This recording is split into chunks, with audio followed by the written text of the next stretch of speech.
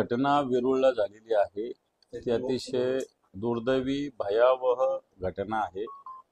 Policy अत्याचार कसा असतो हे दाखवणारा हा प्रकार आहे। मी स्वतः काल या प्रकरणात जवळपास 5 तास होतो। पोलीस स्टेशनला गेलो, रस्त्यावर बसलो, नातेवाईकांशी भेटलो।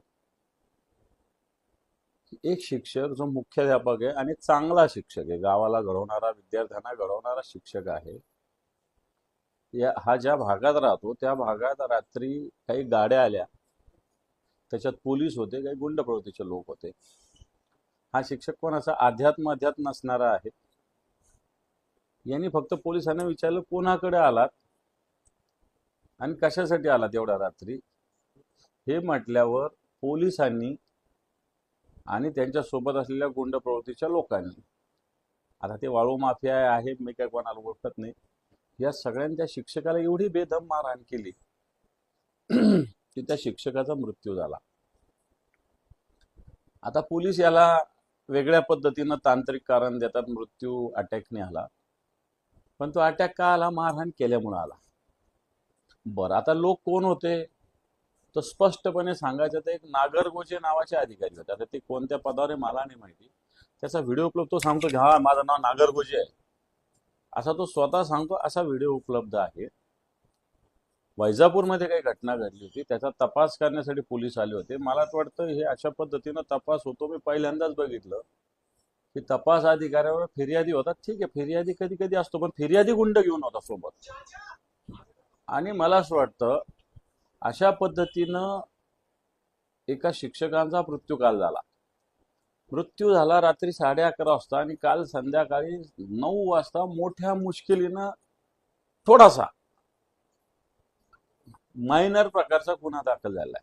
तोही होत नव्हता जर मी तिथं बसलो नसतो। मी मान्य डीजी साहेबांना बोललो, मान्य मुख्यमंत्र्यांनी फोन लावला, त्यांच्याशी मी आज बोलेल पुन्हा एकदा, SP साहेबांना बोललो, IG साहेबांना बोललो, मग मोठ्या मुश्किलीनं गुन्हा दाखल झाला। परंतु अजूनही हा गुन्हा पूर्णपणे परफेक्ट दाखल झाले नाही। पोलीस याच्यातले जे कोणी दुसरे पोलीस असेल यांना वाचवण्याचा पूर्ण प्रयत्न करतात। नागरगोजे नावाचे वैजापूरचे अधिकारी, बरं आता हे नागरगोजे तिकडे आलेले रेकॉर्डवर आहे वेरूळला, कारण मी वैजापूर ज्यांचे प्रमुख आहे, हेड आहेत, असे जे PI आहेत त्यांच्याशी पण मी संपर्क साधला। त्यांनी मला या सगळ्या गोष्टी सांगितल्या की नागरगोजे अशा अशा तपासाला गेले होते, त्याच्याबरोबर हे अंमलदार होते।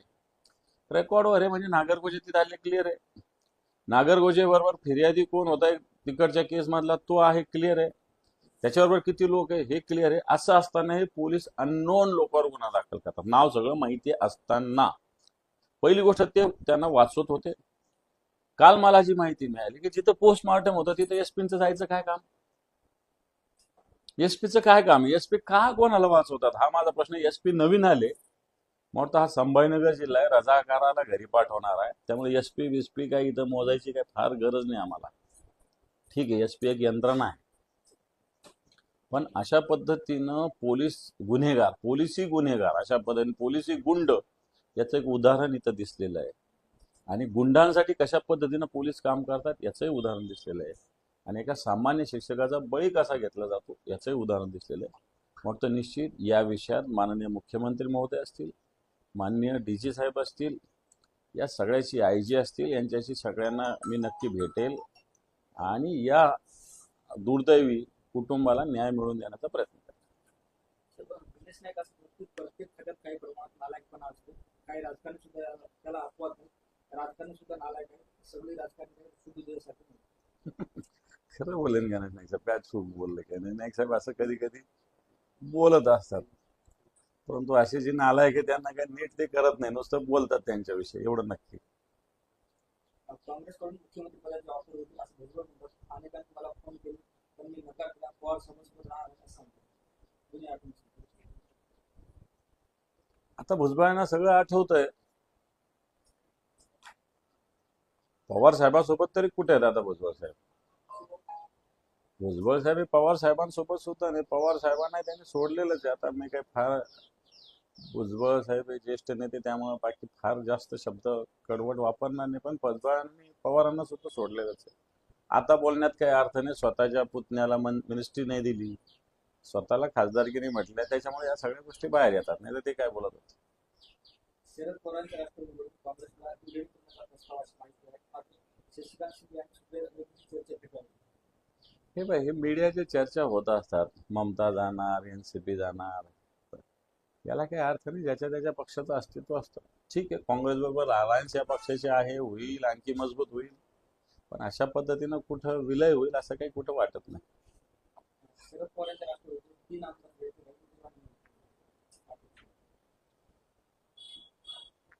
आता भेटीगाठी सगळ्यांशी होतात, म्हणून काही अर्थ लावणं चूक आहे.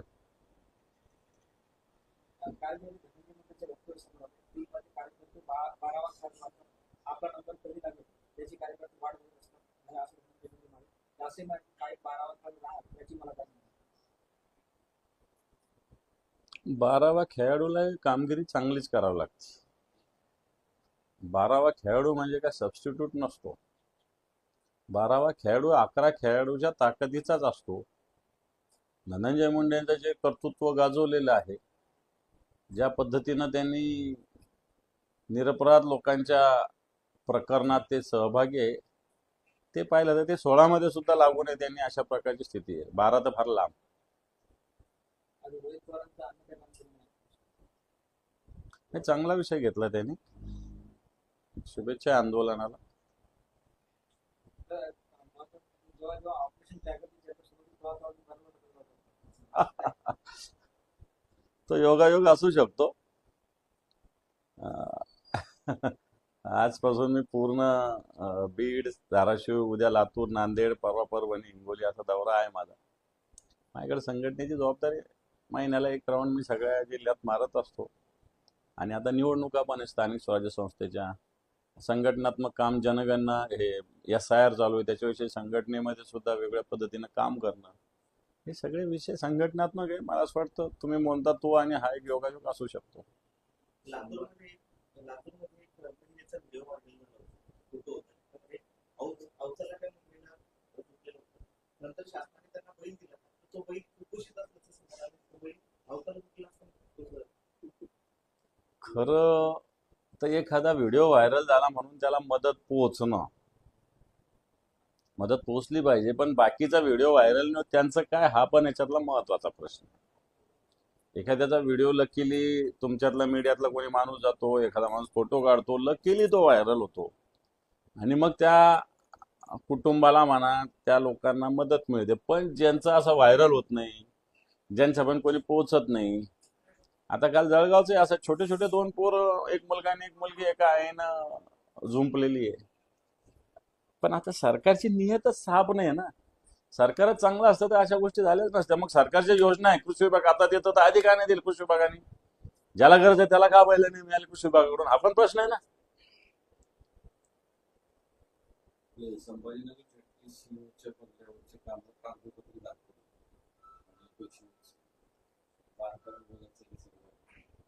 जिल्हा परिषदच्या बांधकाम विषयी मी तर बोलतो, पण माझ्यापेक्षा सत्ताधारी पक्षाचेच आमदार काल प्रशांत बंब यांनी त्याचं पूर्ण पोस्टमार्टम केलेलं आहे. आता मी बोललो तर मी विरोधी पक्षाचा अशा पद्धतीनं म्हणाल कोणी, मी आरोपच करतो असं म्हणेल, पण सत्ताधारी पक्षाच्या आमदारांनीच जिल्हा परिषदेच्या या कामकाजाची चीरफाड केलेली आहे. आणि मला असं वाटतं जिल्हा परिषद हा भ्रष्टाचाराचा मोठा अड्डा बनलेला आहे. चला, थँक्यू.